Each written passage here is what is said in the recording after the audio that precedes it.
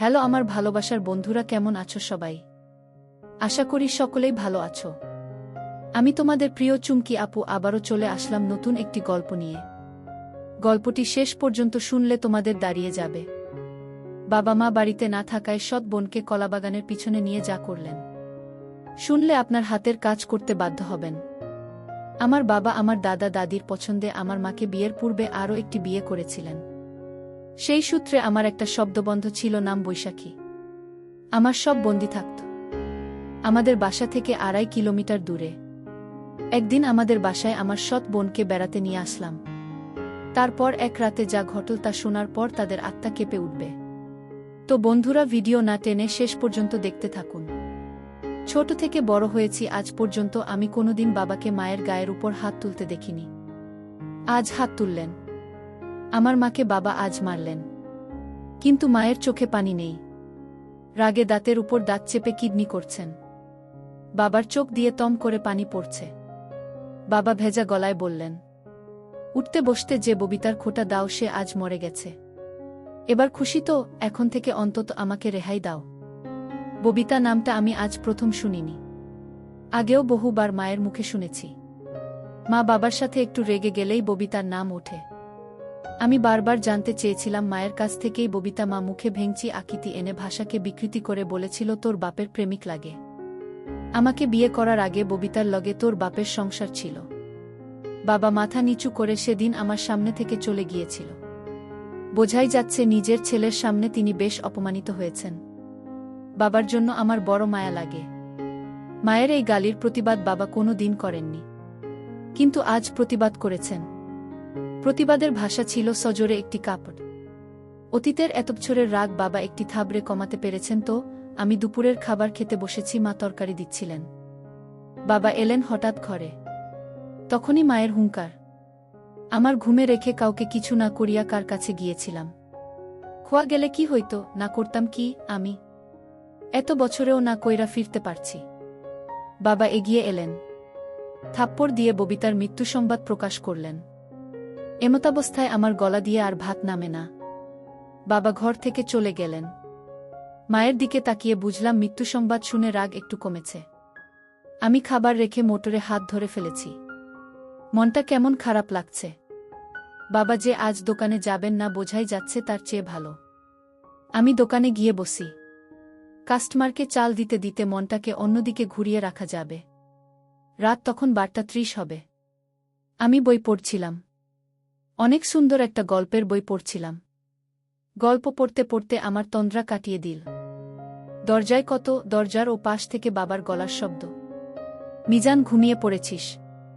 আমি কোনো জবাব না দিয়ে দরজা খুলে দিলাম। বাবা ঘরে ঢুকে আমার বিছানায় বসতে বসতে বললেন, ঘুম আসেনি এখনো, তোর সাথে গল্প করতে এলাম। বাপ বেটার গল্প অন্য কারো শুনতে হয় না, তাই এখন এলাম। এত সমস্যা হবে না তো? আমি মুচকি হেসে বললাম, না বাবা, আমার আরও ভালো লাগছে যে তুমি এসেছ। আজ এই ঘরে ঘুমাও। মায়ের ব্যবহারে মন খারাপ করে থেকো না। বাপা তুলে আয়েশ করে বসলেন। ইশারায় আমাকে চেয়ার টেনে কাছে যেতে ইঙ্গিত করলেন। আমি লোহার চেয়ার নিয়ে বাবার মুখোমুখি বসলাম। বাবা আমার দিকে কিছুক্ষণ তাকিয়ে রইলেন। তারপর দেয়ালের দিকে তাকিয়ে বললেন, তোর অনেক কিছু জেনে রাখা দরকার। আমি তোকে জানাতে চাই। আগেও জানতে চেয়েছি, সাহস হয়নি। ভেবেছি তোর মা যেমন অকথ্য ভাষায় কথা বলে হয়তো জানা হয়ে যাবে, কিন্তু তুই জানিস না কিছুই। শুধু একটি নাম জানিস, ববিতা।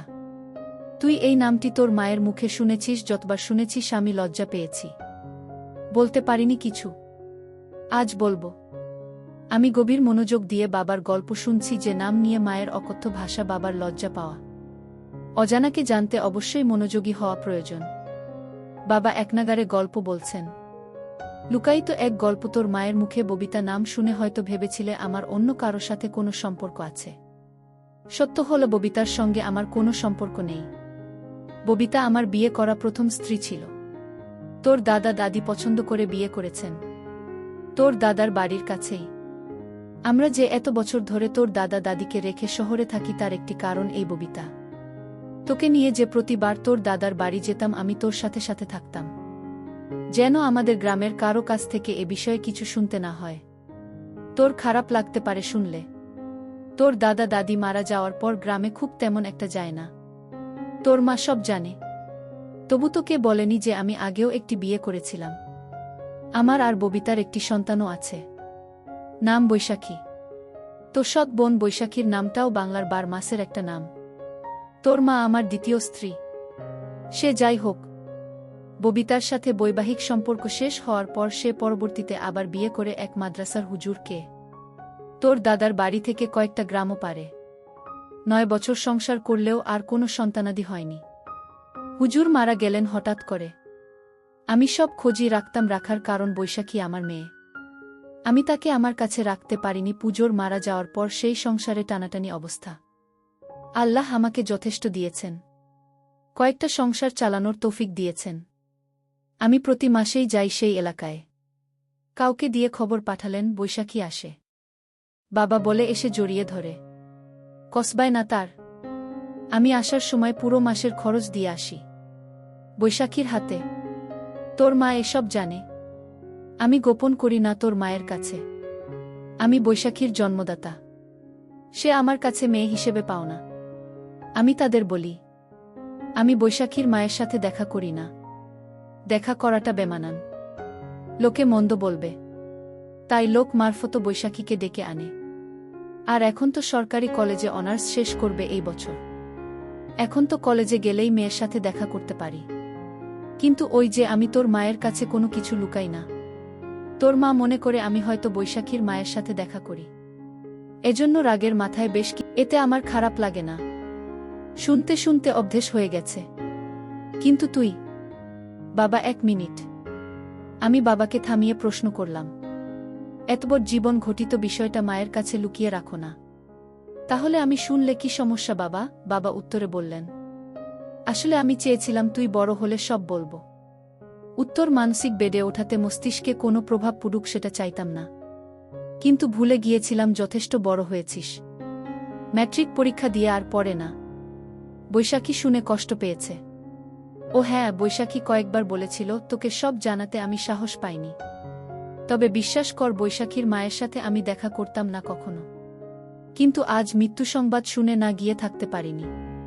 তার উপর তোর মায়ের এমন কথাটুকু সহ্য হয়নি। তাই আমার কোনো ভাইবোন নেই এমন একটি আক্ষেপ ছিল সবসময়। আজ বাবার মুখে শুনলাম আমার একটি বোনও আছে। আমার বড় আপু নাম বৈশাখী। কোনোদিন দেখিনি। বাবা দেওয়ালের দিকে তাকিয়ে আছেন, চোখ দুইটা জ্বলছে। ববিতা নামের মানুষটির জন্য বাবার চোখে পানি থাকাটা স্বাভাবিক। আমি বাবাকে প্রশ্ন করলাম, তুমি ছেড়ে দিয়েছিলে কেন বাবা?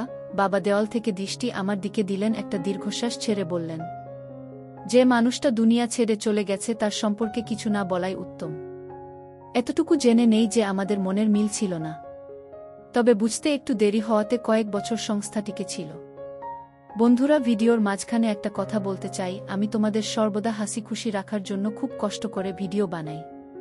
তাই তোমাদের কাছে অনুরোধ থাকবে, অবশ্যই এই ভিডিওটি দেখে একটি লাইক করবেন এবং SMAGK চ্যানেলটি সাবস্ক্রাইব করে পাশে থাকবেন। পরে আর টিকে নেই। বৈশাখীকেও নিয়ে গেছে। আমার কাছে কোনো ভাবেই রাখতে পারিনি। জোর করলে হয়তো পারতাম। আইনে গেলে বৈশাখীকে রাখতে পারতাম। থানা পুলিশ করে কোর্টে গিয়ে এত সব করতে ইচ্ছে হয়নি। আমি কিছু বলতে যাবে তার আগেই বাবা কিভাবে যেন প্রসঙ্গ পাল্টে ফেললেন। আমাকে উদ্দেশ্য করে বললেন, নদী দিয়ে এক ট্রলার ভর্তি চাল আসার কথা। জামালপুর বাজারে পরিচিত পাইকারদের থেকে কিনেছি। সন্ধ্যায় আসার কথা। রাত 9টা অবধি বসেছিলাম, আসেনি। দোকানের ওদের কাছে নাম্বার আছে। সকালে আরও এগিয়ে একটু খোঁজ করিস তো।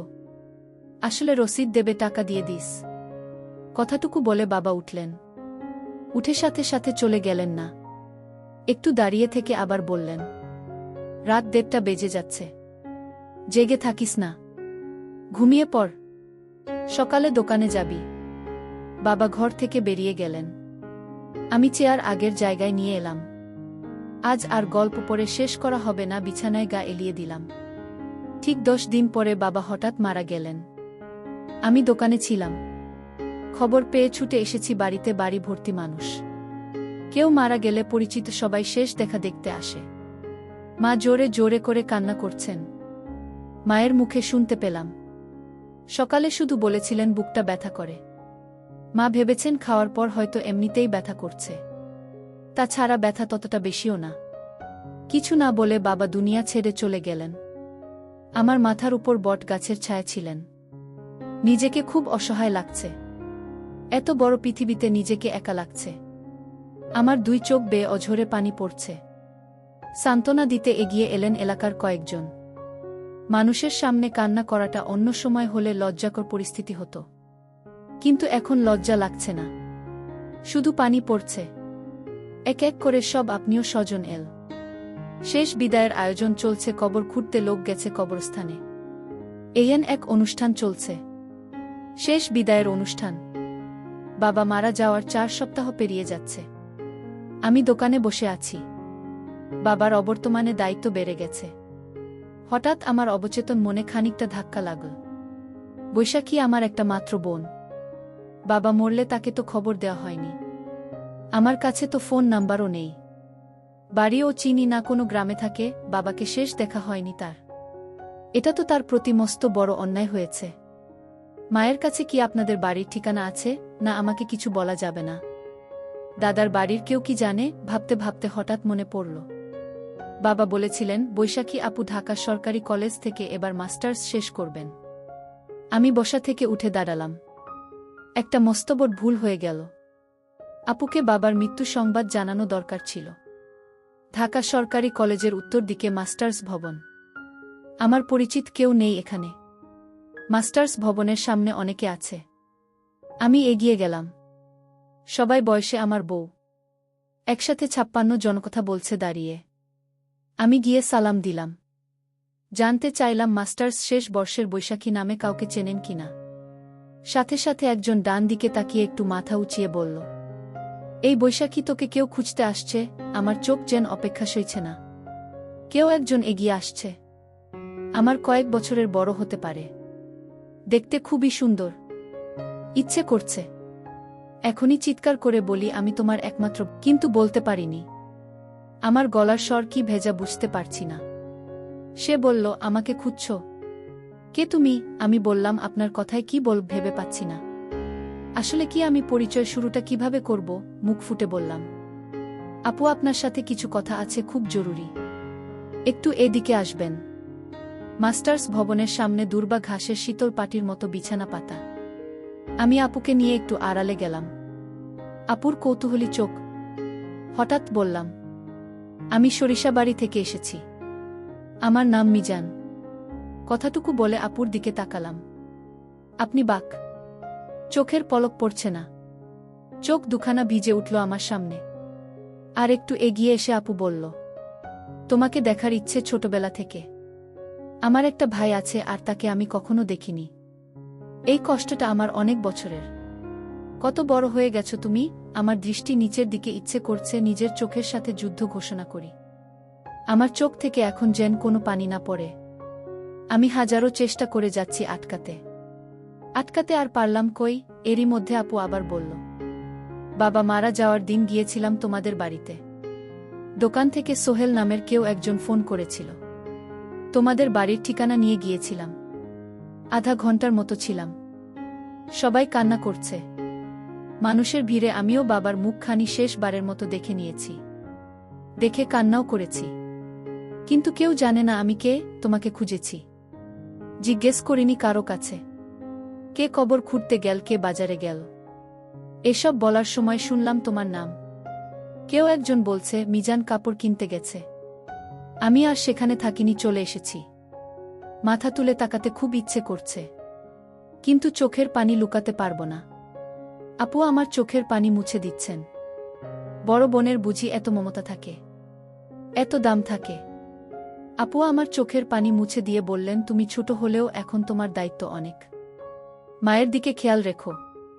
আমি দোকান থেকে আসার সময় 25,000 টাকা নিয়ে এসেছি পকেটে ভরে।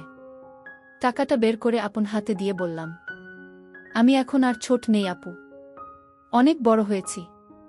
মায়ের খেয়াল যেমন রাখতে পারবে তেমনি আপনার জন্য এই ভাইটি আছে। আপনি একটু চমকালেন বোধ হয়। তারপর টাকাটা আমার হাতে দিয়ে বললেন, আমি তোমার চেয়েও বড়। এখন আমার টাকা লাগবে না। মামার বাড়িতে থাকি এখন। আমি টাকা ফেরত না নিয়ে বললাম টাকা নিতেই হবে। আপুর সব দায়িত্ব এখন থেকে তার ভাইয়ের। বাবা শুধু আমার একার নয়, তোমার বাবা। তোমার অধিকার আছে। আমাকে শুধু আপু ডাকতে দিও, বঞ্চিত করো না। মাস্টার্স ভবনের সাক্ষী হচ্ছে দুই ভাইবোনের চোখ থেকে গড়িয়ে পড়া পানি। সামনে এগোচ্ছি। দোকানে যেতে হবে। দোকান থেকে বাড়িতে। মা কয়েকদিন ধরে মনোহরা থাকে। মায়ের কাছাকাছি থাকাটা দরকার। গল্প করা দরকার। সব দায়িত্ব এখন আমাকে পালন করতে হবে। রিকশায় উঠে কিছু দূর এসে পেছন ফিরে দেখি আপু তখনও আমার চলে আসা দাঁড়িয়ে দেখছে। যেন ভাইকে বিদায় দিতে মন যাচ্ছে না। তার কিছুদিন পর আমি আপনাকে বললাম, আপু তোমাকে আমাদের বাড়িতে নিয়ে যেতে আসলাম। কিছুদিনের জন্য আমাদের বাড়িতে চলো, একটু ঘুরে ফিরে আসো। ভালো লাগবে তোমার। আপু বলল, আমি তোমাদের বাড়িতে গেলে তোমার মা অর্থাৎ আমার সৎ মা আমাকে দেখে সহ্য করতে পারবে না। আমি বললাম, আরে না আপু, কিছু হবে না। তুমি এসব কথা বাদ দিয়ে চলো আমার সাথে। আমিও ভাইয়ের কথায় মায়ের টানে আমি চলে গেলাম তাদের বাসায়। আমাকে আমার সৎমা দেখে মুখটা কেমন যেন আধার করে ফেল। আমি এতে কিছু মনে করলাম না। এটা আমি স্বাভাবিকভাবেই নিলাম ব্যাপারটা। বাবা মারা যাওয়ায় মায়ের কষ্টটা অনেক বেড়ে গেল। আপু, আমি তোমাকে এখন থেকে কষ্ট করতে দেব না। যা প্রয়োজন তুমি আমার কাছে চাইবে আমি দিব। কারণ আমার একটা মমতাময়ী বোন আছে। আমি তা জানতাম না। আমার বাবার মৃত্যুর কিছুদিন আগে আমার কাছে বলেছে তোমার কথা। তাই আমি জানতে পারলাম যে আমার একটা বোন আছে। আজ আমি অনেক খুশি এমন একটা বোন পেয়ে। আমার মা আমার সাথে বলতো তোর কোনো ভাই বোন নেই, কিন্তু বাবা আমাকে মৃত্যুর আগে বলে গেল। বাবা এতটা দায়িত্বশীল ছিল যে আমাকে কোনোদিন কষ্ট কি জিনিস বুঝতে দেননি। জানো আপু, আমার মা আমার বাবাকে প্রতিদিন খারাপ কথা বলতো। এর একটাই কারণ, বাবা তোমার সাথে দেখা করত, তাই এটা বাবা আমাকে বলে গেছে।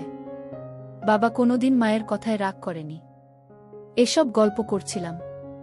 হঠাৎ মায়ের ডাক পড়ল, কি রে তোরা খাইতে আয়। আমার টেবিলে গিয়ে বসে খাবার শেষ করলাম। তারপর আমার রুমে আমার শ্রদ্ধে বর বোনকে নিয়ে সুখ দুঃখের গল্প করছিলাম অনেকক্ষণ ধরে। আমার মা চাইতো না আমি আমার বোনের সাথে গল্প করি, বোনকে লেখাপড়া করার জন্য সাহায্য করি। আমার মা আমাদের দুজনেকে গল্প করতে দেখে পাড়ার মানুষকে নিয়ে আসলেন আর বললেন, দেখো তোমরা সবাই, আমার ছেলেকেও বৈশাখী জাদু করে ফেলেছে। আমার ছেলে আমার কোনো কথাই শোনে না। আগে শুনত। আমি মাকে বললাম, না তুমি কি বলছো, আমার বোনকে তুমি এত মিথ্যা অপবাদ দিচ্ছে। মা তুমি এতটা নীচ হতে পারলে কিভাবে? আমি আমার শ্রদ্ধে বর বোনকে নিয়ে আসলাম আমাদের বাড়িতে কিছুদিন বেরিয়ে যেতে, আর তুমি কিনা আমাদের মিথ্যা অপবাদ দিচ্ছে। তোমাকে মা বলতে আমার ঘৃণা করছে। মা, আমরা ভাই বোন। আমরা রুমে বসে বাবা আর তোমার জীবন কাহিনী নিয়ে আলোচনা করছিলাম, আর তুমি কিনা গ্রামের মানুষকে বলছো আমার বোনের সাথে। না না, আমি ভাবতেই পারছি না। গ্রামের মানুষ কুসংস্কারে বিশ্বাস করত, আর তাই তারা ভেবে নীল আমার বোনের সাথে কিছু একটা আমার হয়েছে। তারপর আমি গ্রামের মানুষের সামনে কেঁদে কেঁদে বললাম, আপনারা প্লিজ আমার মায়ের কথা বিশ্বাস করবেন না। আমার বোন বলতে লাগল, আমি একটা শিক্ষিত মেয়ে, আমার মা বাবার কসম সে আমার ছোট ভাই, তাকে নিয়ে আমি অন্য কিছু ভাবব। এটা আপনারা কি করে ভাবলেন? আপু, আমার কথা শুনে গ্রামের মানুষ বিশ্বাস করল আমাদের কেন মিথ্যা অপবাদ দিল। আর গ্রামের মানুষও জানত আমার মা বাবার সাথে প্রতিদিন গণ্ডগোল করত, অথচ বাবার কোনো দোষ ছিল না। তাই গ্রামের মানুষ খুব সহজেই আমার বোনের কথা বিশ্বাস করে নিল। তার জন্য গ্রামের মানুষ আমার মাকে শাস্তি হিসেবে 2 মাসের জেল খাটতে দিয়েছিল। তো বন্ধুরা, আজকে এই পর্যন্তই। প্রিয় বন্ধুরা, গল্পটি ভালো লাগলে অবশ্যই কমেন্ট